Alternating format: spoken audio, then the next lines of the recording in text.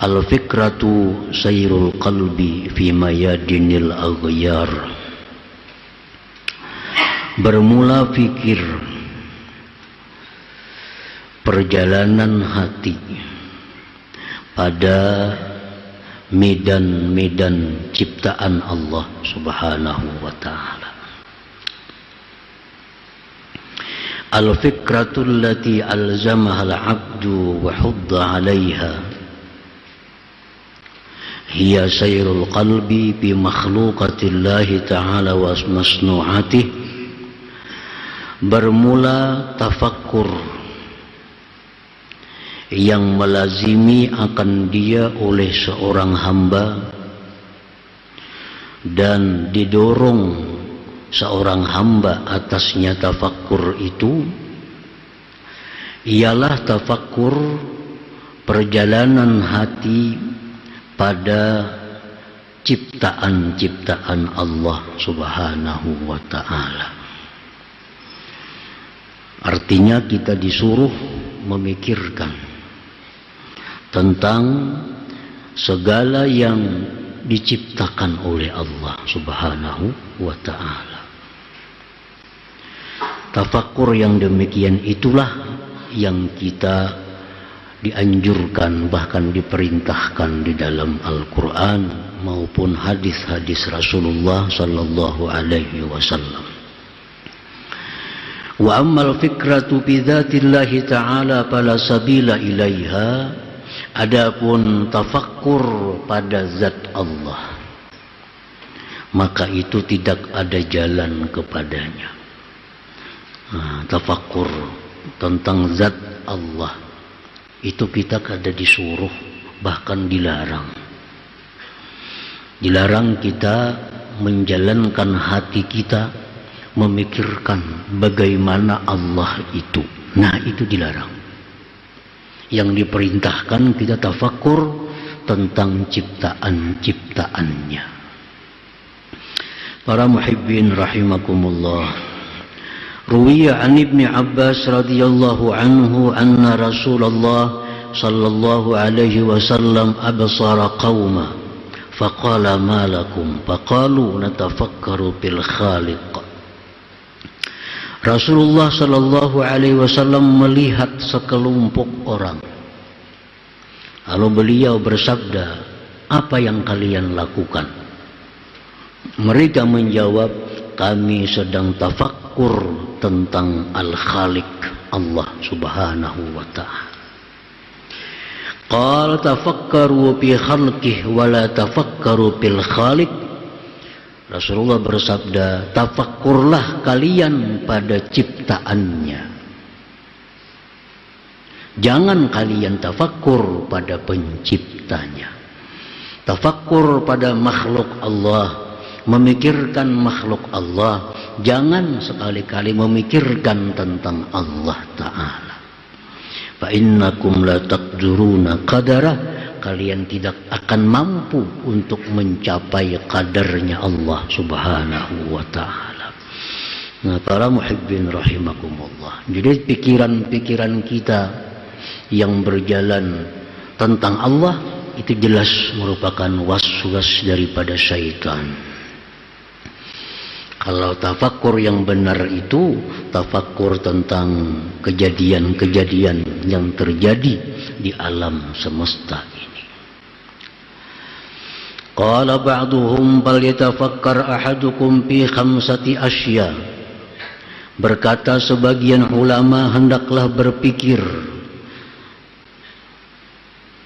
kalian pada 5 perkara.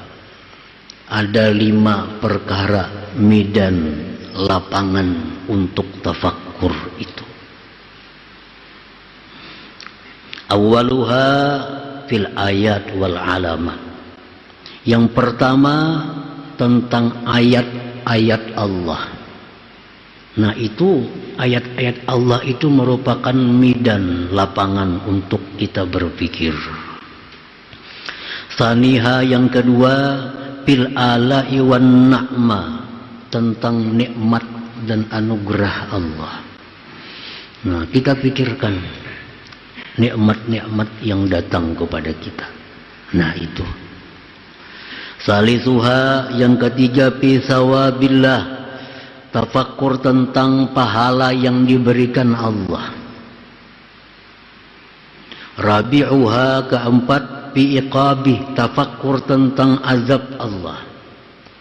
Khamisuha, yang kelima, bi ihsanihi ilaika wa jafaika lahu, tafakkur tentang kebaikan-kebaikan Allah kepada engkau dan renggangnya engkau terhadap Allah subhanahu wa ta'ala. Nah, lima medan inilah, 5 lapangan inilah yang mesti kita tafakkur, yang mesti kita berpikir, yang mesti kita menjalankan hati kita. Para muhibbin rahimakumullah. Amma tafakkur fil ayat fa ayyanzura ila qudratillah ta'ala. Adapun tafakkur tentang ayat-ayat Allah, maka bahwa dia memandang tentang kekuasaan Allah.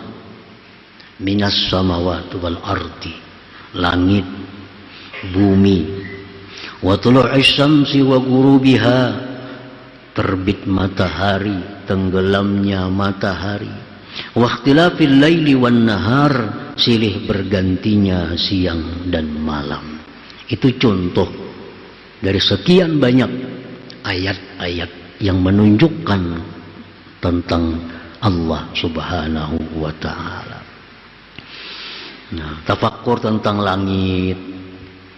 Langit itu sedemikian rupa, kada kelihatan di mana tihangnya, kada kelihatan di mana bergantungnya, dan sejak dahulu sampai hari kiamat langit tidak akan berubah.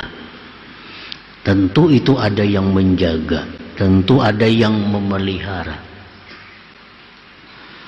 Tafakkur tentang bumi, tafakkur tentang matahari, malam dan siang, kada pernah lalai. Sejak dahulu kala sampai hari kiamat, malam dan siang ini selalu berganti tepat pada waktunya.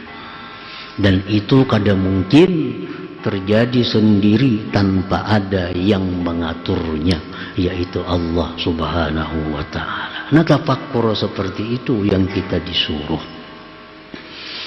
Tafakkur tentang manusia.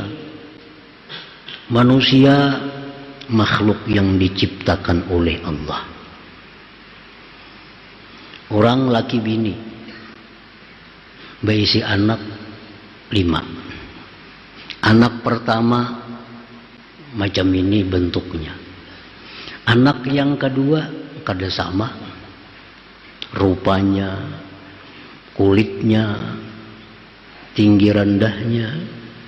Anak ketiga lain lagi. Anak keempat lain lagi. Anak kelima lain lagi. Padahal laki bininya sama, itu aja orangnya. Tuangannya kada lain itu juga.